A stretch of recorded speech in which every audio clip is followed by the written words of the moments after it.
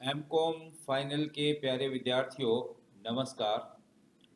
आपका paper 4 compulsory paper 4 goods and services tax का है, वस्तु एवं सेवा कर। तो ये जीएसटी में जो अभी अपना डिस्कशन जो चल रहा है, उस चैप्टर का नाम है maintenance of accounts and records. यानी कि लेखों का और जो रिकॉर्ड्स हैं वो किस तरह से तैयार किए जाएं, किस तरह से उनको सुरक्षित रखा जाए, ये इस चैप्टर के अंदर डिस्कस किया जाता है, किया गया है और किया जाएगा। अब इसमें आज जो अपना टॉपिक है वो है generation and maintenance of e records, e लेखों का सर्जन एवं रख रखाव। देखिए, आजकल जो लेखा भइयों का काम है, बुक्स ऑफ अकाउंट्स का, रिकॉर्ड्स का, वो मैनुअल बहुत कम हो गया है और कंप्यूटर का जो ज़माना आया है, अब इसमें ज़्यादातर जो काम है वो इलेक्ट्रॉनिक सिस्टम से रिकॉर्ड रखने लगे व्यापारी, और इलेक्ट्रॉनिक सिस्टम के माध्यम से ही अकाउंट्स और जितने भी रिकॉर्ड्स हैं वो मेंटेन जनरली किए जाने लगे हैं। तो अभी इसमें ई रिकॉर्ड्स अगर आपको रखने हैं, तैयार करने हैं, बनाने हैं, किस तरह से जनरेट होगा, किस तरह से उसको मेंटेन करके रखना है, इससे संबंधित वस्तु एवं सेवा कर अधिनियम के अंतर्गत कुछ प्रावधान दिए गए हैं, कुछ मुख्य बातें इनसे संबंधित आपको बताई गई हैं, वो मैं आपको इस लेक्चर में बताना चाहता हूं। तो ई लेखों का सर्जन एवं जो रख रखाव है वो धारा 57(1), 57(2) और 57(3), इसमें इसके मुख्य बातें बताई गई हैं। तो एक बात, पहला पॉइंट, अभिलेखों के समुचित इलेक्ट्रॉनिक बैकअप का रख रखाव और परीक्षण ऐसी रीति में किया जाएगा कि ऐसे अभिलेखों के दुर्घटनाओं या प्राकृतिक कारणों से नष्ट हो जाने की दशा में सूचना को सामान्य अवधि के भीतर पुनः बहाल किया जा सके। अब ये सबसे बड़ी सावधानी है कि अगर आप अपने जितने भी रिकॉर्ड्स और खाता बही हैं उनको कंप्यूटर सिस्टम के हिसाब से तैयार कर रहे हैं, तो उसमें आपको ये एक विशेष सावधानी रखनी है कि बाई चांस अगर कोई दुर्घटना हो जाए या किसी प्राकृतिक कारण से नष्ट हो जाए तो उन रिकॉर्ड्स को वापस किस तरह से सामान्य अवधि के भीतर पुनः बहाल किया जा सके, इस चीज़ का विशेष ध्यान रखना है ई रिकॉर्ड्स मेंटेन करते समय। और जो आपका कंप्यूटर में अगर कोई आप खाता बही का काम कर रहे हैं, अकाउंट्स मेंटेन कर रहे हैं, रिकॉर्ड्स मेंटेन कर रहे हैं, तो सिस्टम आपका ऐसा होना चाहिए कि अगर कोई दुर्घटना हो जाए या कोई प्राकृतिक कारण से वो नष्ट हो जाए तो आपको सूचना सामान्य अवधि के भीतर पुनः बहाल कैसे करोगे, इस तरह की कोई विधि का उपयोग आपको अवश्य करना है। ये बात आपको ध्यान में रखनी है। दूसरी बात, इलेक्ट्रॉनिक अभिलेखों का रख रखाव करने वाला पंजीकृत व्यक्ति मांग किए जाने पर उसके द्वारा रखे गए संबंधित अभिलेखों या दस्तावेजों को प्रमाणित करके हार्ड कॉपी या किसी अन्य इलेक्ट्रॉनिकी रूप से पठनीय प्रारूप में प्रस्तुत करेगा। अब जीएसटी अधिकारियों के द्वारा किसी भी पंजीकृत व्यापारी से अगर कोई अकाउंट्स या कोई रिकॉर्ड्स या कोई लेखा जोखा या कोई व्यवहार से संबंधित कोई जांच मांगी जाती है, तो पंजीकृत व्यापारी का ये दायित्व होगा कि वो इलेक्ट्रॉनिक सिस्टम में जो मेंटेन कर रखे हैं बुक्स ऑफ अकाउंट्स और रिकॉर्ड्स, उनकी हार्ड कॉपी जो है जीएसटी अधिकारियों को उपलब्ध कराएगा।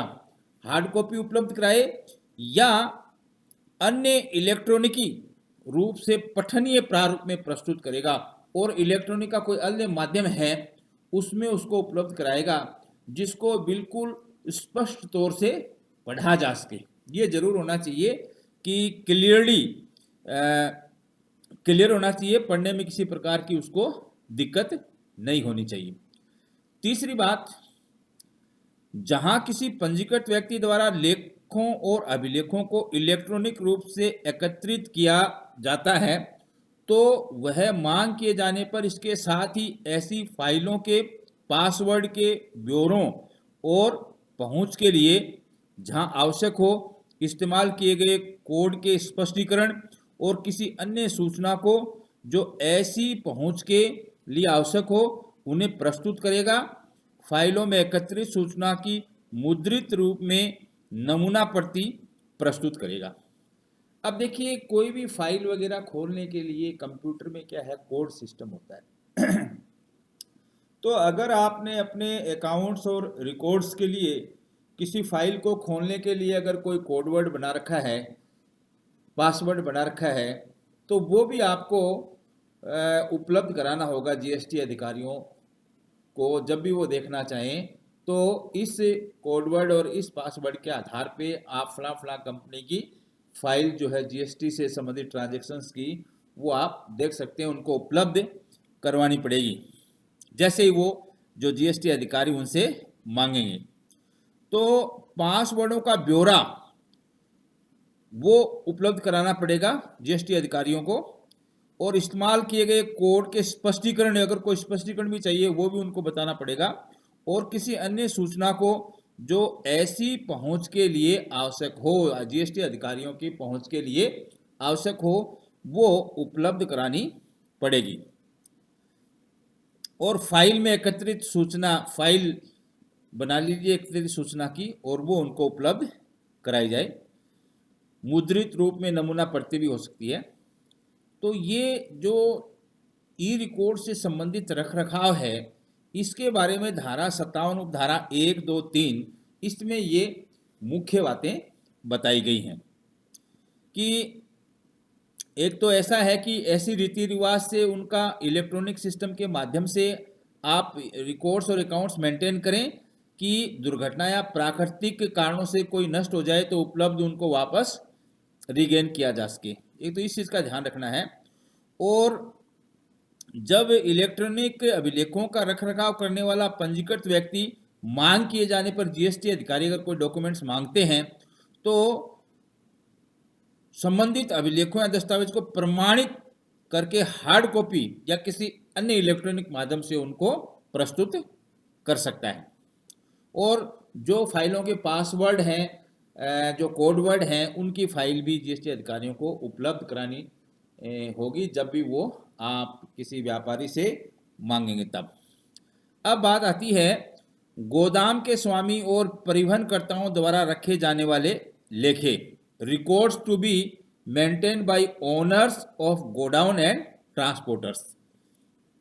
यानी कि गोदाम के स्वामी और परिवहनकर्ता, उनको जो है कौन कौन से रिकॉर्ड मेंटेन करने हैं।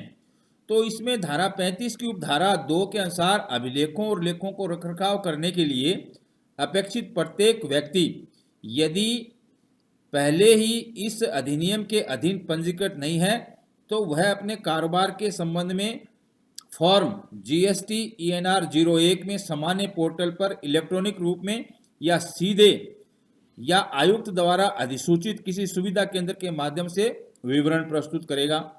प्रस्तुत ब्यौरों के विधि मान्यकरण पर एक विशिष्ट नामांकन नंबर सर्जित किया जाएगा एवं ऐसे व्यक्ति को सूचित किया जाएगा। ये कहती है धारा 58(1). अब इसमें अध्याय 16 में वर्णित नियमों के अनुसार यदि एक परिवहनकर्ता एक ही पैन के आधार पर एक से अधिक राज्यों अथवा संघ क्षेत्र में पंजीकृत है तो उसे एकल सामान्य नामांकन संख्या यूनिक कॉमन इनरोलमेंट नंबर प्राप्त करने हेतु आवेदन करना होगा। इसके लिए फॉर्म जीएसटी ENR 2 में अपनी कोई एक माल एवं सेवा कर पहचान संख्या, goods and services tax identification number भरकर फॉर्म जमा कराना होगा। प्रस्तुत विवरण की जांच पूर्ण करने के पश्चात उसे एकमुश्त सामान्य नामांकन पहचान संख्या दी जाएगी और उसे सूचित की जाएगी। परंतु एक परिवहनकर्ता ऐसी एकल सामान्य नामांकन संख्या प्राप्त करने के पश्चात पूर्व में प्राप्त माल एवं सेवा कर पहचान संख्या का प्रयोग नहीं कर सकता। किसी अन्य राज्य या संघ राज्य क्षेत्र में पूर्वोक्त उप नियम 1 के अधीन नामांकित व्यक्ति को राज्य या संघ राज्य क्षेत्र में नामांकित समझा जाएगा। प्रत्येक व्यक्ति जिसे उप नियम 1 के अधीन नामांकित किया गया है, यहाँ अपेक्षित हो फॉर्म जीएसटी ENR 1 में प्रस्तुत संशोधित विवरण को इलेक्ट्रॉनिक के रूप में या सीधे या आयुक्त द्वारा अधिसूचित किसी सुविधा केंद्र से माध्यम से सूचित करेगा। मालों के परिवहन के कारोबार में लगा हुआ कोई व्यक्ति अपने प्रत्येक शाखा द्वारा परिवहन किए गए और ट्रांजेंट के द्वारा उसके द्वारा भंडारण किए गए मालों के लेखे रखेगा। लेखों के साथ पंजीकृत प्रेषक एवं प्रेषित का माल और सेवा कर पहचान नंबर के साथ अभिलेख भी रखेगा। प्रत्येक भंडार या गोदाम का स्वामी ऑपरेटर उस अवधि के संबंध में जिसमें भंडार में विशिष्ट माल रहे की लेखा बहियों रखेगा, जिसके अंतर्गत ऐसे मालों के प्रेषण, संचालन, प्राप्ति और निपटान से संबंधित ब्यौरे होंगे।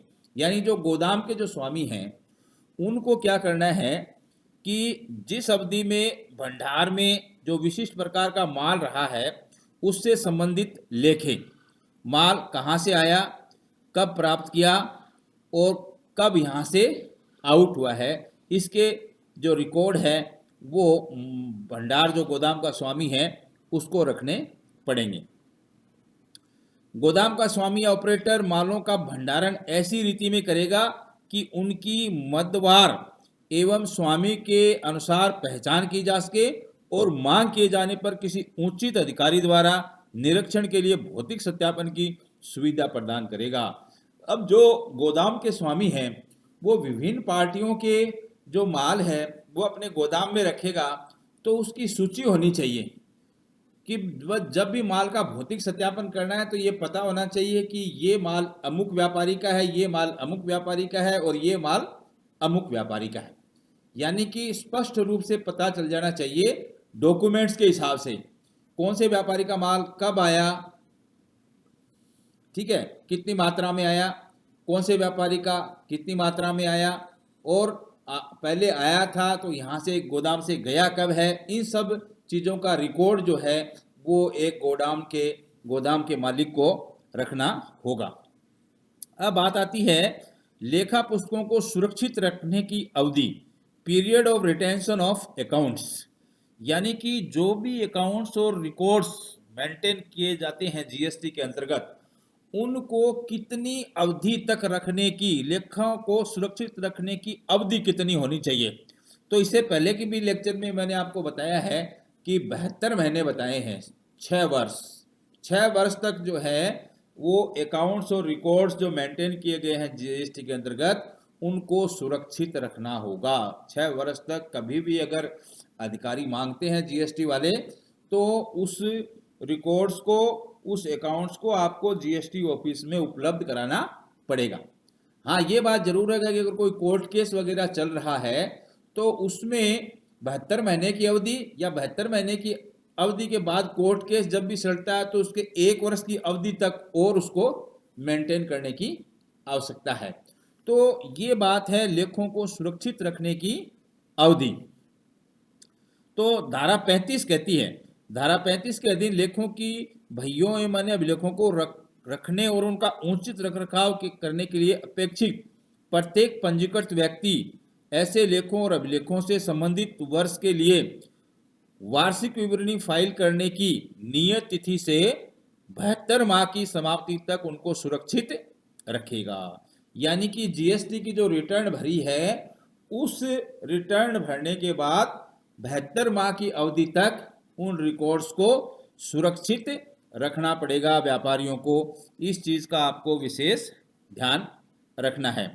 तो ये जो जीएसटी में लेखों में अभिलेखों का जो रख रखाव है उससे संबंधित मैंने आज इस लेक्चर में आपको बताया कि ई लेखों का सर्जन एवं रख रखाव कौन सी मुख्य बातों का ध्यान रखना है, जिसमें धारा 57 उपधारा 1, 2, 3 में वर्णन किया गया है।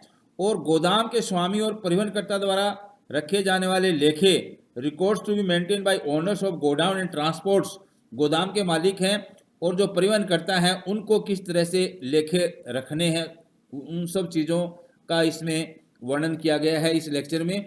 और लास्ट में मैंने आपको ये भी बताई है कि लेखों को सुरक्षित रखने की जो अवधि है वो 72 महीने की है। जीएसटी की रिटर्न जब भरते हैं उससे लेकर के 12 माह 72 महीने की अवधि तक उनको सुरक्षित रखना अनिवार्य है। Okay, this much for today's lecture.